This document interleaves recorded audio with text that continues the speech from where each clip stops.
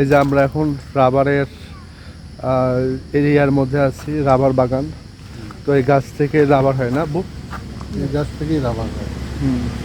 এর আঠা থেকে। এর আঠা থেকে, এর আঠা মানে নিচ থেকে ছিদ্র করে দিয়ে একটা পাত্র রেখে দেয়, ওখান থেকে রাবার তৈরি হয়। এই যে হ্যাঁ, চা বাগান। ওরে সর্বনাশ, কি সর্বনাশ! আলহামদুলিল্লাহ, পাহাড় পাহাড়, শুধু চায়ের বাগান, আর উপরে সব চায়ের বাগান। আর এখানকার পরিবেশটাও আজকে যেহেতু মেঘলা দিনে পরিবেশটা খুব সুন্দর, খুব ভালো পরিবেশ। হালকা হালকা বৃষ্টি হচ্ছিল, গরম নেই, রৌদ্রও নেই। দেখছো এখানকার মাটিটাও লাল, দেখিস? আর আমার এই পিচটা একদম কত নিচু ঢালু, দেখো একদম ভালো, মানে আমরা একদম উঁচায় দাঁড়ায় আছি। কত নিচু। ওরে সর্বনাশ, দেখো আলহামদুলিল্লাহ।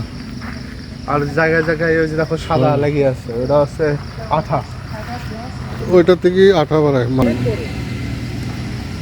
হ্যাঁ, এই রাবার বাগানটা অনেক বড়, অনেক, ওই যে চলে গেছে। অনেক কিছু আছে, এই যে একটু টাইম কাটানো, এগুলোই তো ব্যাপার। আমরা খুব ভালো সময় আসছে, গন্ধ খুব পাচ্ছ, ভালো গন্ধ লাগছে। আসছে। চার একটা মিষ্টি গন্ধ আসছে সবসময়, খুব সুন্দর লাগছে। আর খুব সুন্দর পরিবেশ, আর যেহেতু বৃষ্টির দিন আজকে ওরকম পর্যটকও নাই। আর আগায় আমরা সামনে যাই, আরো মেলা জায়গায় যাওয়া আছে। বিশাল, এখানে এসে আমরা একটা তুলবো।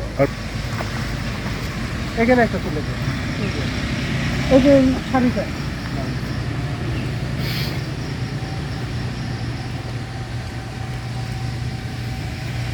তোমার তো চায়ের শাড়ির সাথে চায়ের বাগানের কালার মিলে গেছে।